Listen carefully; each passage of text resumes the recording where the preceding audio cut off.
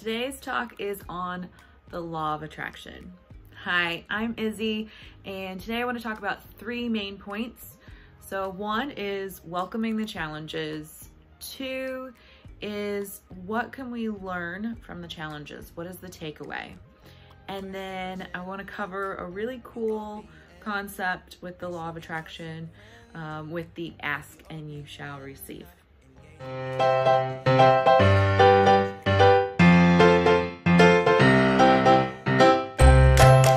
Welcome the challenges. I'll share a little story. When I started my Buddhist practice, I was introduced to this strange way of thinking about your challenges.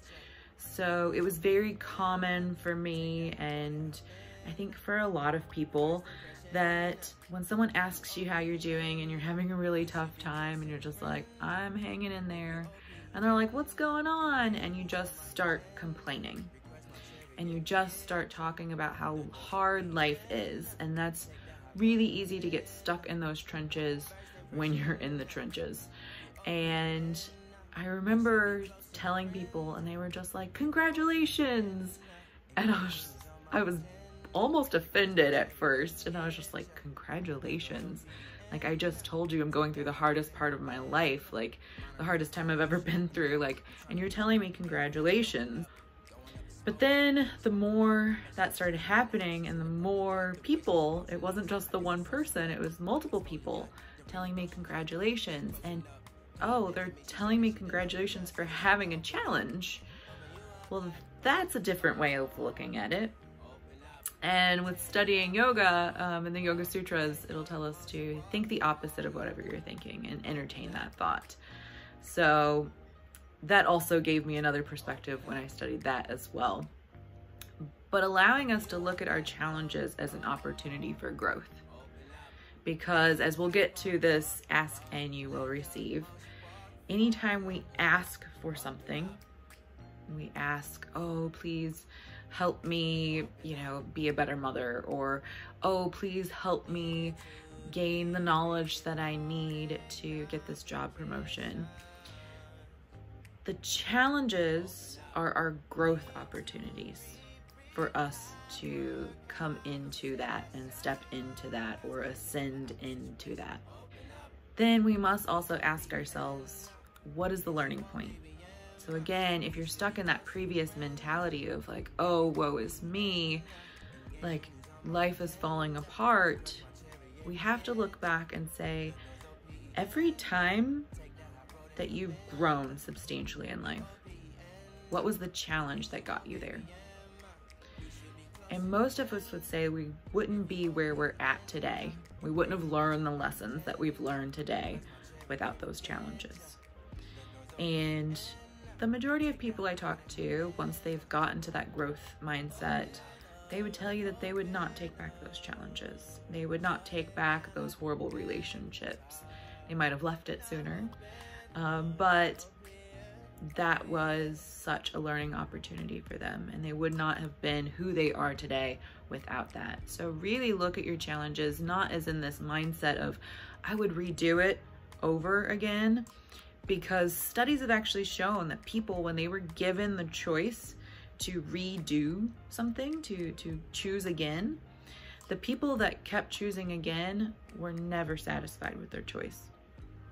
They couldn't get over it. They were just always trying to choose something different. But the people, the group, the control group that was able to just have to come to terms with their first choice were far happier and more satisfied than that first group. So that brings us on to the ask and you will receive. If you're a religious person or you follow the law of attraction or spirituality, you will know that almost every ancient text always says, ask and you will receive. And you can ask anything and you'll receive it. But the biggest thing that gets in the way is us feeling worthy to ask. And I have another video on this one about believing that you're worthy and your self-doubt and how that gets in the way. But once we get past that, sometimes we just think about things and we're typically thinking the negative thing. We're not really asking for something. We're instead in this complaining mindset. But if we really truly sit down and make a prayer and we ask for something very specifically, we will receive it. And that comes from this mindset of, or this law that we are creatures of free will.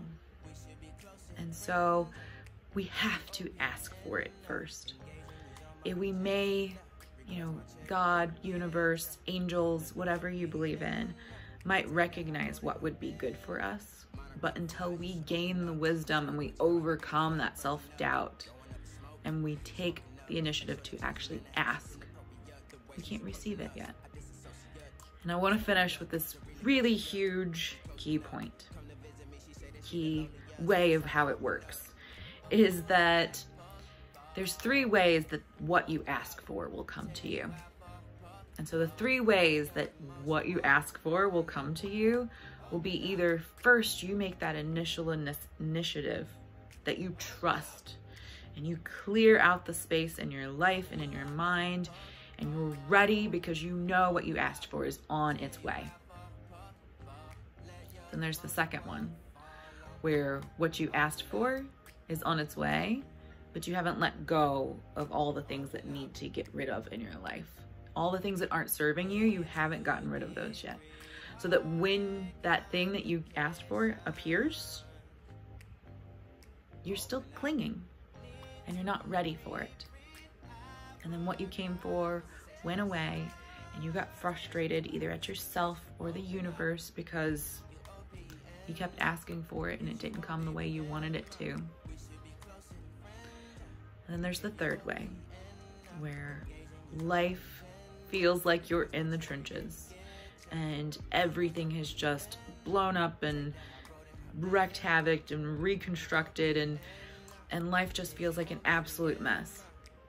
And that's because we didn't have the strength to clear the path for all the things that we wanted. And we asked for it, and it's coming. And the universe or God or the angels said, we're going to clear this path for them. This is what they wanted. But we don't recognize it because we weren't trusting. So I ask you, are you trusting? Are you asking and trusting?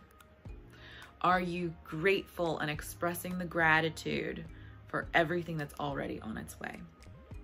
And so that is your homework assignment from this video, is to really think about, what is it that you want? You have to get really clear about that. Ask. And you can be vague. You can be like, I want peace. I want peace in my life. And that is what you'll get. But peace might show up in different ways if you're not extremely clear. If you want more love in your life, then just say, I want more love in my life. So if you're not sure about what you want, then make it big like that. But if you want something very specifically, like, I want to be my healthiest. My healthiest, I feel X, Y, and Z at my healthiest. And this is what I really want to embody. And then ask for it as quickly as possible. Quickly as possible might mean you have to clear things faster or the universe is going to clear it for you. But if you really want it fast, if you don't want it fast, recognize that. Recognize that you want it to be a slow, gradual process, and then own that. Because if you have the fear and that blockage happening when you're asking, then the universe hears the blockage, because the universe does not speak in English. The universe speaks in the emotions that you're conveying, the images that you're creating in your mind. It's not the words. The words are for you. I'm Izzy, and I hope you enjoyed this video.